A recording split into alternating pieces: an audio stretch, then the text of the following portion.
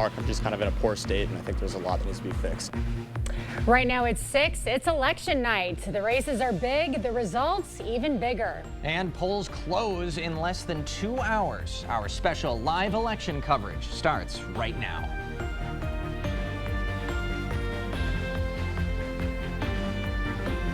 And a good evening to you all, and thanks for joining us for News 8 Now at 6. I'm Ken Kozarowski. And I'm Emily Brown.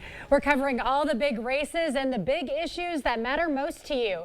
Allison Fergott is tracking local school referendums. Grace Monk is with Rebecca Cook's campaign, and Jeremy Wallace tracking Derek Van Orden. The presidential election is now, of course, in the hands of the voters. Polling sites across America have been seeing strong turnout and some long lines. So we have all these volunteers here. You'd be really excited to know. There are just a lot of young people who are here calling the neighbors all over the country. That's Vice President Kamala Harris earlier today in Washington. She was at a DNC phone bank. Harris will be watching results come in from her alma mater, Howard University. I'm hearing in Pennsylvania they won't have an answer till 2 or 3 days from now. I think it's an absolute outrage if that's the case. Former President Trump making that comment while visiting his campaign headquarters in West Palm Beach, Florida. Trump will be watching results come in from there. And now to the Senate races, and it's a tight one. Here in Wisconsin, Democrat Senator Tammy Baldwin is facing off against Republican challenger Eric Hovde. Baldwin looking to secure her third consecutive term in the U.S. Senate. A win would be crucial for Democrats to try and keep that slim majority. Today, Baldwin visited students at UW-Madison, encouraging them to get out and vote. Volunteers are so committed to getting the vote out. And we had some great numbers in the early vote. Now, today's last day, and I feel the same momentum running into the finish line. Challenger Eric Hovde, meanwhile, making some comments over in Grand Chute. This is his second run at a Senate seat. Hovde will be watching results come in at the Edgewater Hotel in Madison. Look, I feel good. I've been running hard for 9 months from morning to night. Yeah, you're a little tired at the end, but running hard through the finish line. But the momentum is clearly on our side. And we will have coverage at both candidates' watch parties in Madison later tonight. Yeah, just a couple of points really separating them in the polls over the last month and a half. Voters are also deciding on several Cooley Region and Chippewa Valley school referendums. News 8 Now's Allison Fergott is live at the Hogan Administrative Center with a breakdown. Allison. Ken and Emily, La Crosse voters are deciding on a $53 million capital referendum. Now that referendum would close Spence and Emerson elementary schools, and a new elementary school would be built at the Hogan Administrative Center site. Hogan would be torn down in order to build that new school. Voters I spoke with today are leaning against the referendum, saying it's unnecessary. In Eau Claire, voters there are deciding on a $72 million operating referendum that would help ensure school programs can continue. But some voters are worried about the price. We've been taxed and taxed. Some of the taxes they're spending the money on is just ridiculous. I can't get rid of big trees on my boulevard that are going to wreck my house. The district says the referendum will help pay for behavioral and mental health resources and safe school environments. And now there are a number of districts with very important referendums: Tomah, Sparta, West Salem, to name a few. We will have all of those results tonight. Reporting in La Crosse, Ken and Emily, back to you. All right. Thank you, Allison. All right. It was a rainy start if you were heading to the polls right when it opened at 7 a.m. in our region. Don't think there's too much rain activity right now, Greg. Now, there's a little bit of rain, but it's only light rain or some mist or even some drizzle out there. There could be even some visibility issues, too, occasionally out there. 1 to 2 miles at times. You look at all the radar cams right now. There are some visibility issues there up to Milton, and even Eau Claire's had some 1 to 2 miles. So that is something you might contend with, but not seeing any dense fog right now. Overall, most of the precipitation is pushed to east. There's a little bit on the backside coming through Minneapolis that's going to touch maybe Ladysmith down to about Eau Claire. All in all, most of the area will remain dry with that mist or drizzle kind of tempering. And in future tracks shows all that activity pushing to the east. So it's really going to be a cloudy night or cloudy evening with a little bit of mist or drizzle across. Overall, the northwest wind beginning to pick up. Still mild out there, 46 overall, not too bad for early November. Same story for Eau Claire. Visibility could be 1 to 2 miles at times, but overall cloudy conditions with that northwest wind about 5 to 10 miles per hour. Overnight lows really just going to slowly fall back into the 40s with a few upper 30s. Cloudy conditions really going to be the rule. We'll have to keep an eye on any type of morning fog issue, but I think it'll be kind of in that 1 to 3 mile range, not too much dense fog. Later in the broadcast, we'll kind of break down how long this kind of dry stretch is going to last and if we got another weekend washout in store. That all coming up a bit later in the broadcast. All right. Thanks, Greg. And tonight we're also keeping an eye on a federal race for Wisconsin's 3rd congressional district. Yeah, let's go live to News 8 Now's Grace Monk, who is in Eau Claire for the Democratic nominee. Rebecca Cook cast her ballot here in Eau Claire this morning. Then she hit the streets rallying as many last-minute voters as possible. Cook made several stops today, starting at UW Eau Claire and UW Stout to help secure the youth vote. She says her team worked hard to reach voters and believes their efforts will help her secure a win today. Look, I've run a campaign that's really authentic to myself, and I think Derek Van Orden has sought to undermine that, but I think at the end of the day, people in the 3rd Congressional District know who I am, that I'm somebody that's going to work to secure our border and make sure that our law enforcement has the resources that they need to keep our community safe. Tonight, she'll gather with supporters at the Lismore Hotel here in Eau Claire to watch the results as they come in.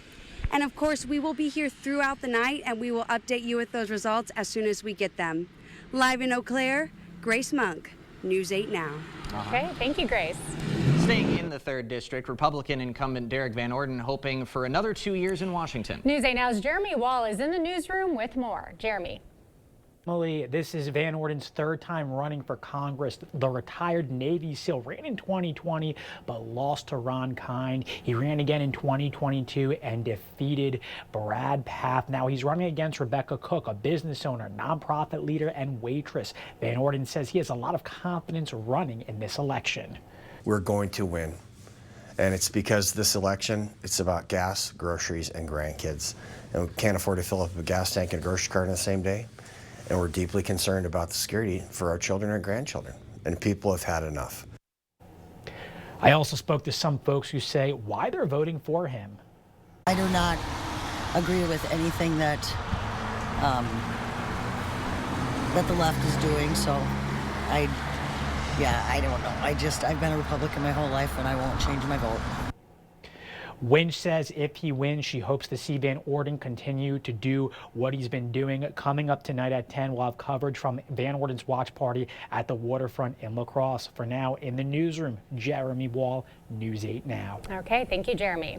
Voters statewide also have a proposed amendment to the state constitution on voting eligibility. Right now, the Constitution reads every United States citizen age 18 or older who's a resident of an election district in this state is a qualified elector of that district. The amendment would propose to change the word every to only and then add a line that those people can vote in national, state, or local office or at a statewide or local referendum. Republicans say it's a response to some communities in other states who let non-citizens vote in local elections like for mayor or school board. Now, Wisconsin law already says voters have to be U.S. citizens, and they don't allow non-citizens to vote in local races. If this amendment passes, communities just wouldn't be able to change that policy down the line. Coming up, a look at Wisconsin's 94th, 95th, and 96th Assembly District races.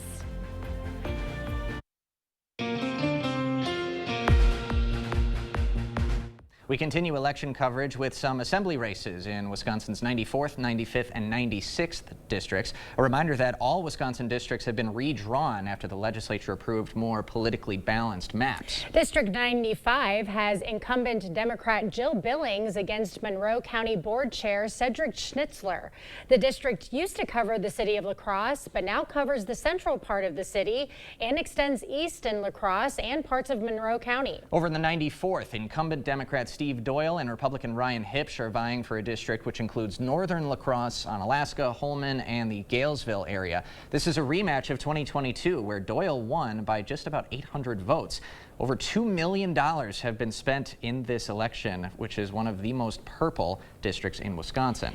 In the 96th, which covers southern La Crosse and Olive Vernon County, incumbent Republican Lauren Oldenburg is facing Democrat Tara Johnson. Now, the 32nd State Senate District covers all 3 of those assembly districts. This one will see Democrat incumbent Brad Pfaff looking to defend his seat from Republican challenger Stacey Klein.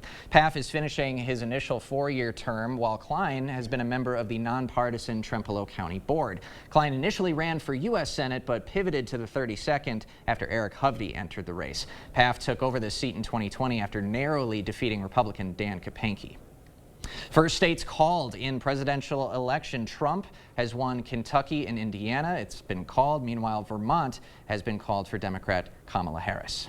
And we'll have Greg's full forecast right after the break.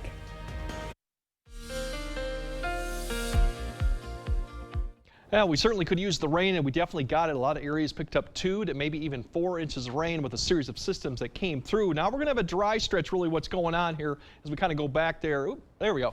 Kind of show you where the system's beginning to push off now to the northeast. Bigger picture shows really not much downstream. The other system we're keeping an eye on is the one that's heading into Colorado. It's going to dump a lot of snow up in that area. That's going to be our weekend system that's going to eventually give us our next chance of rain. But we still got about 2 to 3 days of dry conditions. For this evening, we still got some light rain, some drizzle out there. Rain amounts won't amount to much. We could even see some lower visibilities down to 1 to 2 miles. Wednesday, a lot of clouds out there, but still remaining dry. Even some breaks potentially in the afternoon in some areas. And then Thursday and Friday, that's when more of the sun's going to start coming out. Mild conditions, so more in the 50s. So all in all, not really nice, actually, early November days, Thursday and Friday. Bigger picture shows a lot of the cloud cover over here is low cloud cover that'll stick around. We could even see some fog formation if we get some clearing skies, but all in all, really, it's going to be cloud cover the story as we go throughout the night. Northwest wind will continue too. Temperatures are lowering back into the 40s, maybe some upper 30s in some of the colder locations, but you do see a little bit of a breaks here and there, and that's where if we do see some breaks in the western areas, you could see some morning fog. Could be dense if we do get that, but I think a lot of areas will stick around with cloud cover through your morning commute.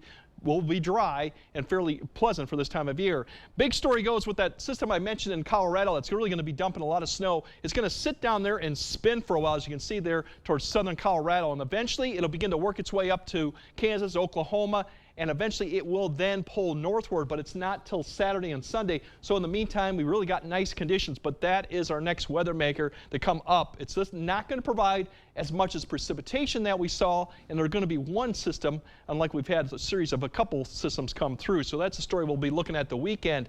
You see the low begin to approach. Saturday probably starts off dry, but then we're going to see precipitation kind of come through the area. And by the time we get to Sunday, that low is pretty much right overhead, and that means at least the second half of Sunday probably will be dry, but that will be pushing northeast to the area. Precipitation-wise, we're expecting far less than we saw, probably like a quarter to maybe 3/4 of an inch. It won't be a moderate rain like we saw last Sunday, more light rain, so there'll be dry conditions, but still, we're going to see some wet conditions this weekend. There's your highs for tomorrow. That's pretty close to where we should be for this time of year, upper 40s, low 50s. We get even warmer Thursday with more sun. Probably seeing some mid-50s out there, so all in all, a really nice Thursday, November day, and it gets even better as we go into Friday, too. We're going to see conditions get up into the upper 50s, and then the weekend starts off dry, but we are going to see rain come back in either late Saturday afternoon or Saturday night, and they'll linger through Sunday morning at least. Light precipitation, but the good news is we go into Veterans Day beyond, we're still remaining mild, still upper 50s, and then next maybe about Veterans Day. Sorry, yeah, Veterans Day is Monday, and then thereafter we have more rain maybe by midweek, but we're still in this mild, somewhat wet pattern, but really mild conditions continue. Don't mind mild. Yeah, yes, I know. All right, thank you, Greg. Coming up next in sports, the Blue Gold volleyball team preparing for a business trip to the Resch Center on Friday. Hear why Aquinas feels like they've got a shot to be hoisting a gold ball this weekend. Jacob is up next. Covering all of the exciting action from your community, here's News 8 Now Sports. Typically, there are some tense moments on the road to the state tournament. For one area volleyball team, the bigger the stage, the better they play. The Aquinas Blue Golds have a flair for the dramatic lately, winning each of their last 3 playoff matches in 5-set fashion. Most recently, they took down Laconia in the sectional final to punch their ticket to the WIAA state tournament for the first time since 2019. The Blue Golds have all the necessary elements of a top-tier team: high-flying hitters, stout defense, and the belief that they can hang with any team across the net from them. I feel like now that we played all these hard teams and we have so much depth from like those 5 sets, I feel like now going into the state tournament, we're going to be ready, like condition-wise and like just ready mentally. I think we have incredible determination. We can for sure put away a ball, and we'll always come back, and we just keep on fighting. No matter what the score, we just stay and we focus on our game. It doesn't really matter what the score is. We just know what we need to do to win, and we go out and do it. And it's head coach Danielle Dolan's first season in the position, and she knows exactly what her players are feeling, as she was a part of the first Aquinas volleyball team to go to state back in 2016. And the message will be simple for her squad before the first serve goes up. When they walk into the Rush Center on Friday morning, to just take it all in and realize how much work they've done just to get to that moment, and that they just have to key into what we've done all season. They don't have to do anything special. They just have to play the volleyball that they have played all season. Aquinas is the top seed and will be taking on the 4th-seeded Bonduelle Bears bright and early Friday morning at 8 a.m. from Green Bay. Winner plays Saturday at 2:30. Also, the NFL trade deadline was today. Teams making trades up until 3 p.m. and the Packers moved defensive lineman Preston Smith to the Pittsburgh Steelers for a 7th-round pick. So far this year, Smith has 2.5 sacks and 2 tackles for loss. And this was likely to be his last season with Green Bay, as he's due $13.4 million next season. It leaves the green and gold a little thin in the pass rushing department with Rashawn Gary, Lucas Van Ness, Kingsley Enagbare, and Aaron Mosby. So tough stuff there for losing him. It's a good player. He's been there for a while. Best of luck to the Aquinas girls, but back to the Packers. Just it's an interesting move. We didn't add anybody today, but we did lose a guy that's been there for a while. Absolutely. So, and you want a plethora of pass rushers, especially in a tough NFC North. So an interesting decision today by the Pack. Hope it pays off. Yeah. Thanks, guys. Okay, we'll have another look at your forecast right after this. All right, kind of a dreary, cloudy type of night. We could see a little bit of mist or drizzle at times, and even some low visibility out there, maybe down to 1 to 2 miles. So in all, just pay attention if you're out and about. Otherwise, it's going to be dry for Wednesday. Cloud cover remains. Sun comes back out Thursday and Friday, and once again for high school playoffs. You're lucky again. Look at you. Thanks, Greg. Lucky Jacob Lenzendorf over there. Thanks for joining us. We'll see you at 10.